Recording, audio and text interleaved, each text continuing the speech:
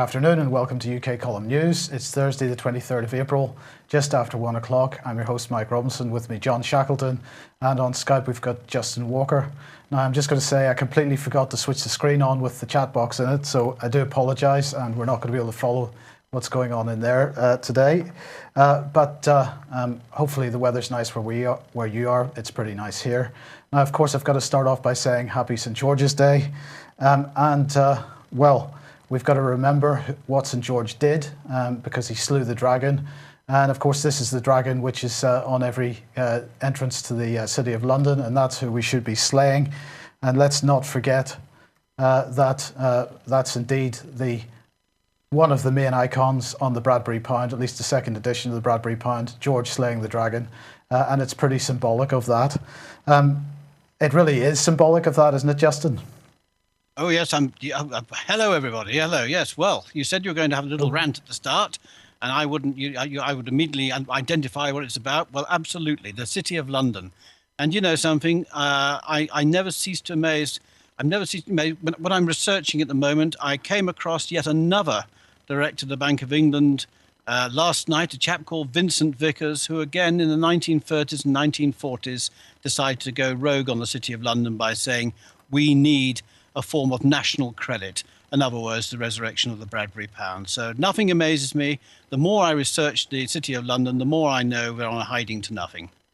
Indeed, indeed. Well, in fact, Justin, you did refer to a rant. That was not it. It wasn't. No, it is just about to come. So here we go. Here is my rant. Because this was tweeted out by the Tories today, and it really just made me want to throw up, excuse me. But anyway, so they say that the Tories stand for a simple truth, that true compassion isn't giving people benefits, it's giving them a chance. What, like these people, is giving them a chance? Maybe it's only people that are not from sub-Saharan Africa, that aren't Libyans, that aren't Iraqis, that aren't Syrians, Yemenis, Iranians. Maybe it's only those people that get a chance. But of course, it's not even British that get a chance, because the IMF has published this graph, and in fact, Britain is only second only to Ireland in terms of austerity in the coming 3 or 4 years. And in fact, we're in a worse position than Greece. So what chance is there from Britain there? Is this a long-term economic plan, or is it a long-term economic disaster? And what about the 1 million people? What about, oh dear, I've completely messed that up. So I've messed that up. There's supposed to be a slide in there from the Trussell Trust. What about the 1 million people who are needing to use food banks? Are they being given a chance? And of course, we're devolving government to corrupt local authorities. And that's the Rotherham Common Purpose effect. Is that giving us a chance? I suggest everybody has a look at that. And of course, Cameron is aiming for a permanent premiership. Because according to this infographic, the infographic at the bottom there, go and have a look at it on politics.co.uk. If no coalition is formed within 14 days, we could go back to the polls, except we can't, can we? Because the Fixed Term Parliament Act requires a 75% majority in Parliament in order to dissolve Parliament. Oh, but Parliament's already dissolved. So how does that work, right? So I'm afraid these slides are in the wrong order. So let's go back to him. David Cameron, I'm saying you're a liar and a hypocrite. You do not deserve to be running this country. Neither do any of your 650 or so colleagues, most of whom are either paedophiles or excusers of paedophiles. This election is a travesty. Party politics is a travesty. And the system of party politics needs to be ended. And if this is democracy, then that's not what I want. So anybody round about me got any comments on this? Well, it's state rule, isn't it? Sorry, Justin, but we're run by the states. It's inner states. And David Cameron is going around pretending that he's the Prime Minister when quite obviously he's not Prime Minister anymore because Parliament has been dissolved. So I don't know who is running the country, but it would seem, although we have got people like David Cameron running around, that they need extra protection. And something that I've noticed, especially in Plymouth and around the country, is that most of these politicians are going around in dark vehicles with bodyguards carrying sidearms. And that's not because of terrorism, is it? No. That's because the public, they don't want the public to get close to them. Well, this it's is the because they country that make we live in. statements like this, and it makes Yeah. people pretty angry, I think. It does. Yes. It does. And they're not honourable. You know, I'll tell you honourable people, if I can just put this in, if I may. There's an honourable man whose birthday it is today, but unfortunately he passed away, and that's Nick Green's father. And he used to be part of the Bletchley Park Squadron, you know, served in World War II. They're honourable people, you know. Let's bring back these honourable people. There should be, I think we've discussed it, me and Justin, in the past. There should be tests. They should be tested, shouldn't they, Justin? It should. They should. They should be checked for their integrity and the ability to do the job. But can I just say that it was the day before yesterday I was sent a video which I'd seen about 2 years ago when they removed Gaddafi, and it showed Gaddafi in a convoy of vehicles with him up there waving his arms, and all the people on the streets of Tripoli waving their hands and clapping and everything else. And basically the video showed all the things that he'd done for the people of Libya. You know, we know about him giving out debt-free money. We know about him giving thousands of dollars to newlyweds to make sure everyone had a house. They had a health service that was better than they had ours, a health Justin. service, everything. Yeah, they had basically. They were well, by far the most advanced country in Africa, and certainly almost on a European par. But we've bombed the hell out of them. Cameron's bombed the hell out of him. Obama's bombed the hell out of him. The French and everyone else. They've left the country in a total state of anarchy, and now they're basically having to put up with the results of that. I mean, it's criminal. These men should be on trial at The Hague because they have destroyed a country. They were destroying it for their masters, the global bankers, because we know the first thing the so-called rebels did in Benghazi was start a central bank, which was then going to come under the sway of the Bank for International Settlements. So, yeah, disgusting. Right, now, I just want to show... Hello, Rory, Justin. Hello. I hope you don't mind me filming you, but It's all right, Justin. Back unfortunately, again. I'm back again. Yeah, this is a because continuous 5-year thing. I Let's know, have I a know. conversation with it. I think you look rather good. Hello, Justin. Hello, Again. Nice yes, to see you. nice to see you. Continuing 5 years. Nice to Yes, see you I back know. again. And do you think you might be able to answer? Now, of course, we showed that on Tuesday, and I just wanted to show a short clip to remind everybody. Justin, how did you actually manage to do that? Because surprisingly enough, Rory Stewart doesn't seem to be surrounded by bodyguards at the moment. Well, this is the interesting thing. I managed to find on the web where he was meant to be meeting in Appleby, and it was meant to be a meeting to meet the local people in Appleby. And I thought, well, I'll turn up because I'll soon know when he arrives, because there'll be a convoy of 2 or 3 cars covered in, Vote Conservative posters and Rory Stewart posters and everything else. And I thought, well, I'll just sit on this little bench opposite the pub and I'll know as soon as they've arrived. Well, I was waiting and waiting. And then suddenly I saw this chap slip across the road in his blue jeans and blue shirt. And I thought, my God, that's Rory Stewart. He's going into the hotel. So I followed him in, and he got waylaid by those 2 people you see talking to him about basically nothing at all. And then I managed to get the camera going, and brand new camera, so I didn't know how to use it properly. And I was all over the place, but I thought, here goes, let's go in. And I did, and I thought I'd keep it really pleasant and really light-hearted because I thought at least then I'll engage him. He won't run off. I know there's some advantage of him running off because that looks as though he's running away from the truth, but equally, it's nice to be able to get into a conversation with somebody, keep it light-hearted and see what they don't tell you or what they do tell you. And of course, one of the things he told me is that he had never ever heard of, well, he had heard vaguely the Bank for International Settlements, but didn't understand what it was about. Or Well, anything. before we get on to that, Justin, let's just talk about the first half of the video, which is the section that we showed on Tuesday. Yes.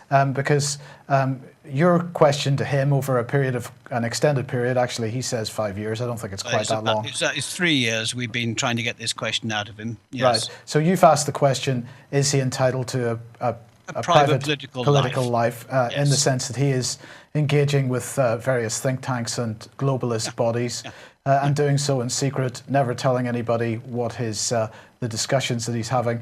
And of course, he's then also chairman of the Defence Select Committee. And so we do not know what kind of conflicts of interest are there. Now, his argument is that he needs to be able to have private conversations in these settings because otherwise people would make fun of him or something. Is that what he was saying? I just the whole thing sounds quite bizarre. He's looking for intellectual rigor, I think the phrase you use, or something. And he feels that these people can only be relaxed behind the scenes, in Chatham House rules, protected, and they can all discuss what they really feel should be happening. And this is good for democracy. Of course, it's not good for democracy. The whole thing is based Laughable. on, it's laughable, totally laughable. But anyway, getting back to the Rory Stewart himself. Yeah, I mean, his idea that he doesn't know about the Bank for International Settlements when he's been to Bilderberg in 2011, and he's talked to all sorts of incredibly interesting people, can do with international banks. I find it quite incredible that he has never heard of the Bank for International Settlements. He knows all about the IMF, I'm sure, he says, but he knows all about the World Bank. But for some reason, he doesn't know about the organization that's responsible for overseeing 95% of the world's money supply. I find that very strange indeed. So are you going to continue to pursue this question? Oh, gosh, yes. Because it's not good for democracy. And as you guys pointed out on, was it the day before yesterday, you've got to have a completely transparent, your politicians have got to be completely transparent and accountable. You can't have them waltzing off with people with vested interests who are powerful enough to form global agenda and basically use our politicians to pursue that agenda, and we're all left completely in the dark. It's just diabolical. So the answer is yes. He actually seemed to take it in good spirits in general, but I did notice a number of little sort of expressions on his face as you spoke. He particularly didn't like you mentioning the fact that he had blocked you from Twitter. No.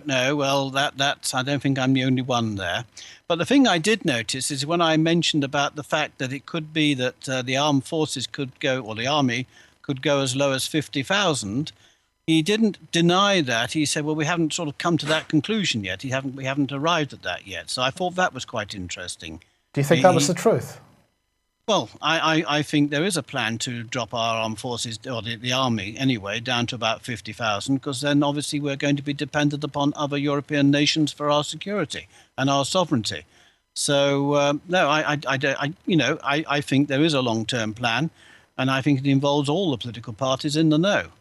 I just hope the armed forces will wake up to the fact that this is the direction it's going. And of course, the more they talk about cutbacks and public, cutbacks in our finances, the armed forces. Well, I think Cameron's not committed himself to 2%, and if we're really honest, it needs to be more like 4% if we're going to get our armed forces back into anything like they should be. How are we going to do that when we're the second worst situation with regard to austerity, according to the IMF? Well, there you are. Just one simple solution: the Bradbury pound. Indeed. And again, that is all the armed forces need to know. Everyone needs to wake up to the fact there is a simple solution waiting in the sidelines, and for some reason, the politicians just don't want to know of its existence. And the trouble for them is it's historical precedent. It's been done before, and they can do it again. The thing is, though, they want to privatise the country. This is what they're doing, and we're going to go into this in detail shortly. But they're just trying to privatise everything.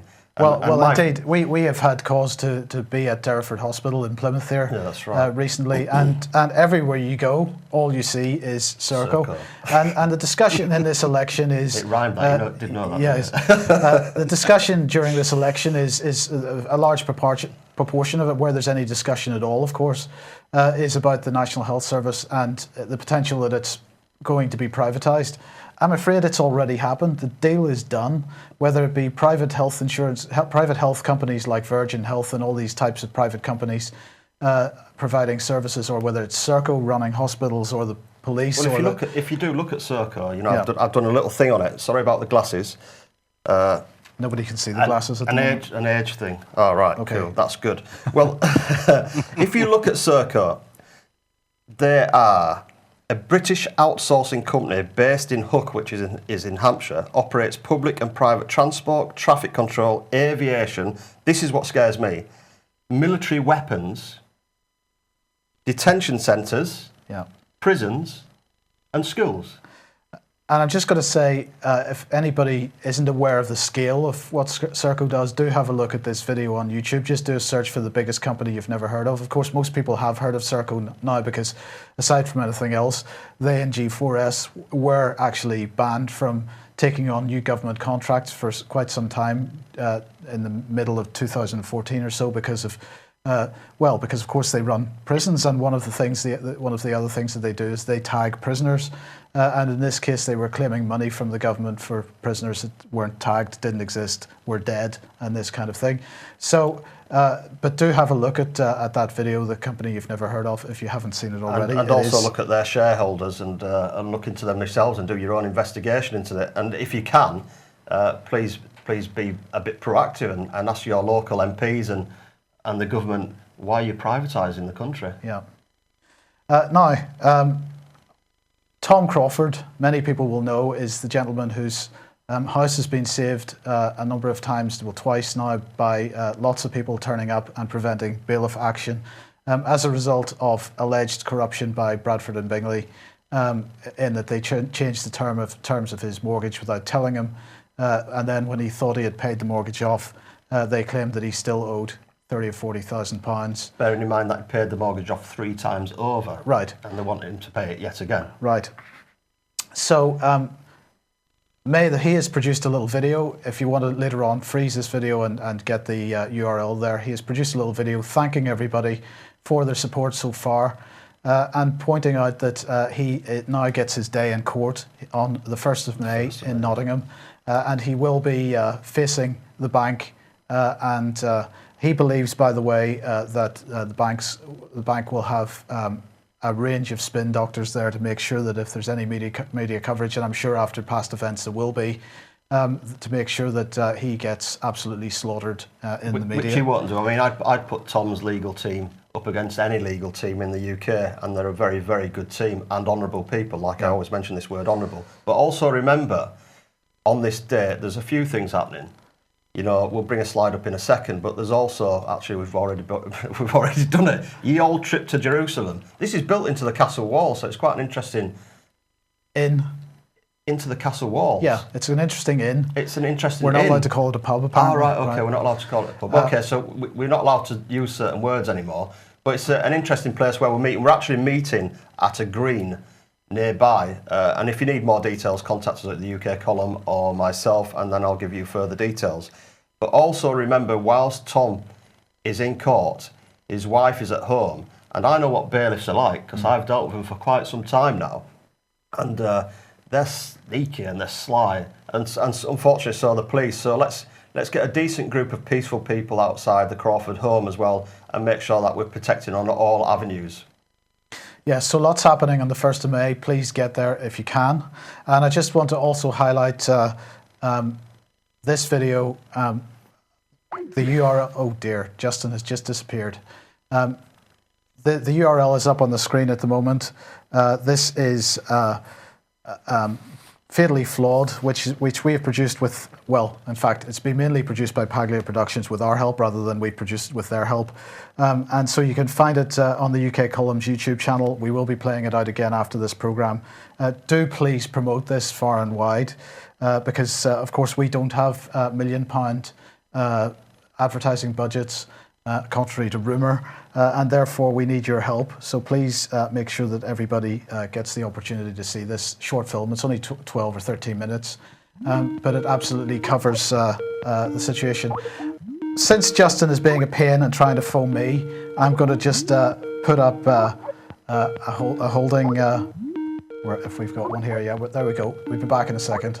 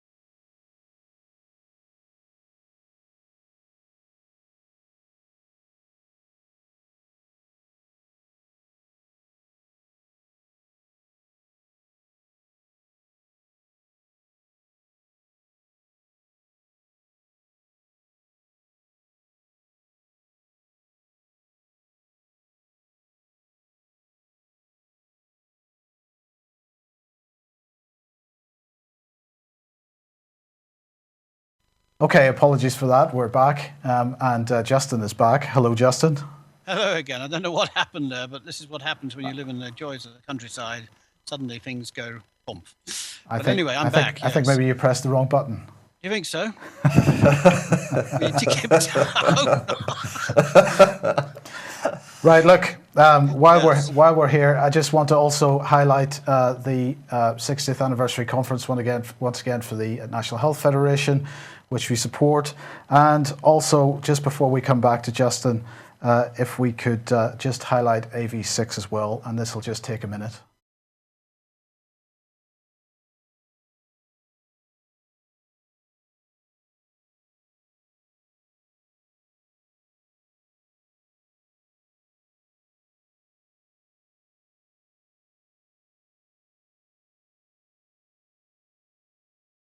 And a lot of times, until you remove yourself from that bubble, you don't even know you're living in a bubble, in a kind of an information prison in the West.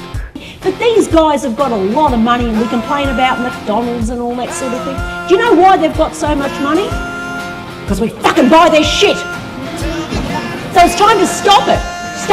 People say to me, where do we go? What's the first step? Stop supporting the companies that don't give a shit. Be who you are. Don't police your thoughts and don't police your expression. Express yourself, but work for something positive. Express yourself in a positive way, Create a better world because you're in it. Now, what is your legacy that you leave behind? Is the world better because you were here? Or is it worse because you were here? Or did you just not participate? Because you have to participate, you really do.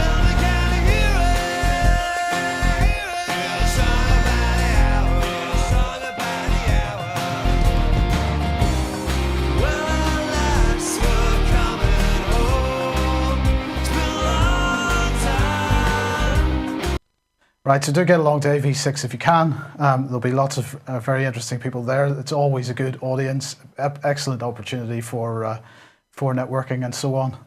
Right, Justin, we wanted to move on to Greece, and the situation in Greece seems to be getting, it's not moving forward in many ways, and in other ways it seems to be moving forward in completely the wrong direction, because they're now attempting apparently to steal money from pension funds and so on. Yeah. Well, there's been various articles up this week about Greece, and in fact, I've got them here now. And it says Greece requires public sector entities to transfer cash balances to the central bank, to the Greek central bank. And of course, we know the Greek central bank is, of course, part of the Bank for International Settlements. What they're trying to do, they're claiming they're trying to do a repayment. I can't remember the exact amount, but they're trying to keep the IMF happy. But I think what we're starting to see very clearly is that Syriza and Alexis Tsipras, the Prime Minister, and his right-hand financial guru, Yanis Varoufakis, these people are not working for the Greek people. These people are working for the bankers. And I think there's going to be a huge backlash amongst the local communities in Greece, who are starting to see their money disappear into the coffers of the central bank, which will then disappear to the IMF. And it's going to increase the appalling austerity in Greece. And I can say, there's talk on some of the chat lines of Greece starting to descend into chaos, potential civil war, perhaps. But what they're saying is they're basically handing the whole thing to Golden Dawn and the extreme right. This is the big danger, because this is exactly the type of thing that's happening in Ukraine for different reasons as well. Yeah. That these far right neo-Nazi parties, and in fact in Ukraine with direct links right back to the Nazi party, are getting more and more involved in day-to-day politics, and it's effectively acting in both cases. They're acting as a third force in many ways. Yeah. And this, of course, then gives the EU the perfect excuse to go in heavy to restore law and order and democracy, as the EU likes to see democracy, which is not the sort of democracy that you and I want to see. So they're basically trying to create problems now where the heavy hand can come down.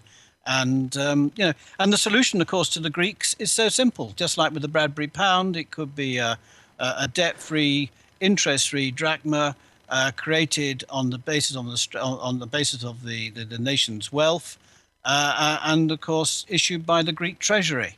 And the central bank that they have would be absorbed by the treasury and would immediately cut its links with the Bank for International Settlements. I mean, it's so simple. Yeah, well, you say that, and you've been pretty hard on the Prime Minister of Greece. I mean, is it that? I mean, it is that simple in principle, but actually in action, what risk do you think he would be taking to actually go ahead and do that? Well, of course, we have to look at historical precedent and say what happened to Abraham Lincoln, what happened to John F. Kennedy and others. And of course, we can't prove for certain it was to do with money. But certainly a lot of people are pointing their finger at the City of London and others who had vested interest to make sure that Lincoln and Kennedy didn't go through with their actions. Yes, you could argue he's putting his life in danger. But just to get the message out to the Greek people, because like with the British people, they just seem to think, well, if our expenditure outweighs our taxation, then we have to borrow. And that's what, that again, just as we are discussing in Britain today, all the four parties are discussing the economy, and they're all talking about, well, if our tax receipts do not come up to what our projected expenditure is, we have to borrow money from the private bankers, from the financial sector, from the City of London, etc. Well, the fact is that they want to create debt, and why do they want to create debt? The simple thing is control, and that's where we're at. So, as I said, from two angles, it's obviously controlling the Greek people completely, but also driving them in a way that's going to trigger extreme actions, which will, again, give the other side the excuse they need to basically do an EU lockdown on the country. Okay, well, let's move on then. John, the Hound of Hounslow, what is going on here? This is quite an interesting story that I picked up on today. It is something that I've looked at before, but I wanted to read the detail because it's a little bit confusing. This is a trader, and he was trading on the American stock market. Now, the reason it's called the Hound of Hounslow is because he lives in Hounslow, which is in the UK, in a semi-detached property. Now, he's been accused of causing a 570 billion US share crash from his London property. So he was a day trader. He was an independent day trader. That's right, an independent trader. Right. And they are suggesting that he made 26 million in profit, and they don't know where that 26 million is. Well, how can you make profit from debt? A bank will let you know how they can do that. But he faces, he's in Westminster Magistrates Court at the moment, so if you want to follow the story, feel free to do so. But he faces 380 years in a US prison. I've never known anybody to live 380 years, so that's quite interesting. Right. So let's understand this. So basically, we've had institutional corruption in the financial system in the City of London, which has caused billions and billions and billions of pounds, dollars and euros of losses. That's right, yes. And no one really from that side of the fence seems to have been prosecuted. No. And here we have a day trader who's in a semi-detached in London. Who is really fiddling around the edges of this whole thing, and he is alleged to have collapsed the corrupt financial system through his trading. And we're talking about 570 billion, not 570 pounds or 570,000, but 500. I'm right. Yes, 570. So this isn't a trader working for Barings Bank with Barings Bank, assets to trade with. This is somebody who's playing in the markets. And they're going to extradite him now to the US. It's alleged. I don't believe they're going to let an individual in a semi-detached in Hounslow allowed to trade 570 billion without any stops or checks. Well, I would say that if he was using a day trading platform and was able to do that, then there's some questions need to be asked about the robustness of the exchanges, aren't there? Very big questions. And so he's likely to. Well, he is fighting extradition. And you said he faces 300 years in 380 years in an American prison. Nice. Interesting. Okay, well, let's move on. Justin, because this is a spectacular article. I mean, I'm not an Austrian economics fan at all, but the Mises Institute here is saying, continuing to warn of the attack on cash, and in this case, it's J.P. Morgan Chase. Now, of course, J.P. Morgan Chase, the US's largest bank, And what they're saying is that, according to Forbes anyway, that they are absolutely banning cash for certain transactions. So they are, as of March, in fact, they've begun restricting the use of cash, according to this article, in selected markets, including Greater Cleveland. The new policy restricts borrowers from using cash to make payments on credit cards, mortgages, equity lines, and car loans. And they even go as far as to prohibit the storage of cash in safety deposit boxes. And in a letter to customers dated the 1st of April, perhaps it was an April Fool's joke, they said updated safe deposit box lease agreement, and one of the highlighted items reads, you agree not to store any cash or coins other than those found to have a collectible value. So this is another story. I mean, we've had a few of these in the last couple of weeks, Justin, where cash is absolutely being attacked. Yeah, well, as I said to you last week and the week before, we're galloping towards the New World Order. We're galloping towards the Orwellian, Orwellian shutting down of our democracy and everything that we hold dear. And the idea that we're just going to have electronic money and that cash disappears off the scene, so that if you need a loaf of bread or a pint of milk and they deem you not to be creditworthy and they pull the plug on you, but it's not going to work, because let's just remind ourselves what money is. Money is simply a convenient unit of exchange for goods and services that people have complete confidence in. And local communities could, well, we know that seashells were used. We know that beaver pelts were used. We know that, the good old tally sticks were used.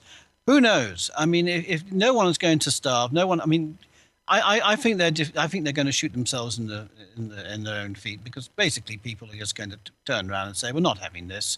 And as communities, we will organize ourselves, and we will organize a currency, we will organize our money to suit our needs. And I think they'll just turn their back. So in a way, I think the whole thing's going to backfire. I think you're right there, Justin, because you asked, I mean, I've been involved in these type of movements for quite a number of years now. I laugh because my ex-wife keeps reminding me to be careful. But people now are more awake than I've ever known. Things are happening and groups are forming, thank God. Groups like Response, beat the bailiffs and the banks, and Tom and Guy are sorting other things out. And then you've got the peace officers that Kai's dealing with. You've got Baston Radio, who are doing a fantastic job, but they're under attack as well as we all are. And we're under attack because we're telling the truth. I can't think of the word, but we found the needle in the haystack, and it's not a needle, it's a massive submarine. It's a massive deal, and they're still trying to control the I can't stand the Conservative Party, but the Conservative Party are trying to suggest that people that are struggling, especially, in Portsmouth Docks, where I had a meeting recently with the guys who don't know where their next paycheck's going to come from, and now they're being accused of being benefit spongers, let's use that word, because they're claiming £60-odd a week, and no fault of their own. It's because this government have decided to move the ship into another country. But the biggest benefit cheese, and I know we've got an extended news today, but the biggest benefit cheese are the IMF, MEPs, are the European Union, The Royal Family, etc. These are the big. I mean, look at the money. We're talking about billions upon billions. That was a rant. Yes. Excellent. Okay, let's change the subject. We're running out of time, so let's change the subject.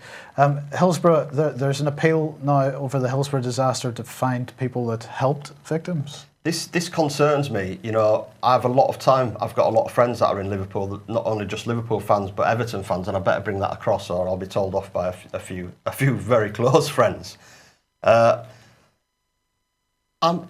It's a shambles, right? So we've got this picture here of people that they want to identify from back in the it was 1989 actually.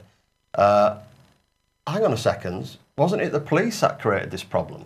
And reading the stories, and it's going through the courts, so people can easily find information via the Guardian, the Telegraph, or wherever. In court, it was heard that the Freemasons colluded, this is a fact, this isn't a theory, colluded with the police to hide key evidence. First question, why? Now, a senior South Yorkshire police Freemason orchestrated a Masonic conspiracy to shift the blame. Why is he shifting the blame? Who's saying that? Well, this is what the judge said. Right. This is directly from the judge, and the judge has basically said that the Freemasons have orchestrated this, and they're hiding information. Big concern. And then all of a sudden, I read today in the Guardian that they're looking for. They're never going to find these people. So why are they looking for these people?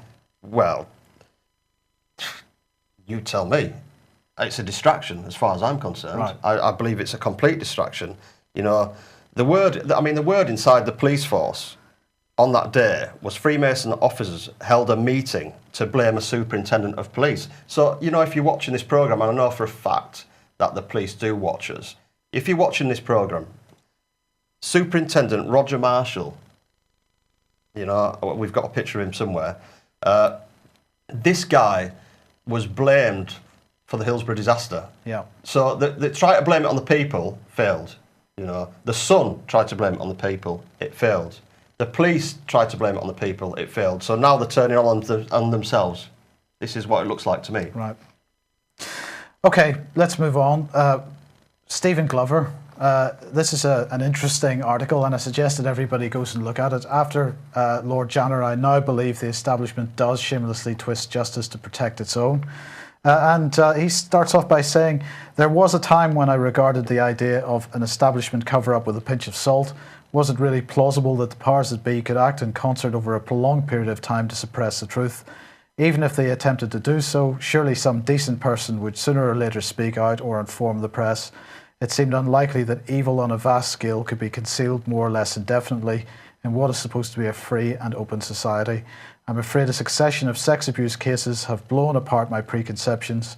It's plain beyond any dispute that politicians, senior policemen and members of the security service have conspired to protect abusers because they were considered important and deny their victims justice. Well said, Mr. Glover, and I do applaud the fact that you have come out and said this, because it is a pretty strongly worded article. I do suggest everybody goes to look at that. And of course, you know, he's referring to Lord Janner being the final, or the straw that broke the camel's back. And the other piece of news on Janner today is that, in fact, within the last few days, he seems to have signed his flat over to his children, and it's not clear what legal standing that signing over has. If he is, he's out of his mind. If he's out of his mind and not able to stand trial for something, then it's not clear how that transaction has happened. But anyway, it has happened. He might have forgot about it, though. But he may well have forgotten about it by now. That's true. But of course, one of the mechanisms for cover-up that has been, absolutely time and time again with regard to the child sexual abuse scandal, has been that documents have been destroyed or they've just disappeared. And so I just want to finish off with this article from Farmers Weekly. Do have a look at it, because this is referring to the scandal in the 1990s where organophosphates were used in sheep dip. The farmers weren't told. They were even getting into these tanks in order to dip the sheep. And of course, farmers, as a result, in some cases were suffering severe depression. Some cases they were committing suicide. They had other major health issues. And this scandal has been going on, never resolved ever since. And now the Health and Safety Executive report, which detailed, what's being described here as concerns, but I would maybe use a stronger word. But the Health and Safety Executive report has apparently been destroyed. So what's going to happen at this point, bearing in mind some of the people involved are now dead? Are they going to reinvestigate? I don't think so. It's the government. This is the article. It clarifies very clearly that the government, the scary thing again, the government knew. Exactly. And then the documents have disappeared. Is there other cases that happens? Surely not. And now, constitutionally, of course, government is supposed to be there to protect the people. That's right. Yeah. But this doesn't seem to be the case. No. So, anyway, we will end on that. Justin, have you got any final comments before we go? I would just like to urge people to get those cameras out. We've got 2 weeks of hustings left, and there are many people. I mean, I know, for instance, we've got George Osborne in his constituency, which is in Cheshire. People like that. We do need to challenge these people on the Bradbury. It would be lovely if we could get footage of George Osborne running away from one of our people. That would be lovely. But of course, I suppose he's so confident he's going to win, he's probably hardly seen in his constituency. But I would like to think that towards the last week of the hustings, they will actually return to their constituencies. And that would be nice if a flying column of some description could perhaps find him and ask him about the Bradbury and why is it he can't do that, and why can't he resurrect the Bradbury? Yes. Okay. Brilliant. Thank you, Justin, very much. And we will see you all tomorrow with our usual report from Scotland. And will you be here tomorrow? I will be, yes. Excellent. So we'll see you tomorrow. Thanks for joining us. Apologies again for the technical problems. Thank you. Bye-bye.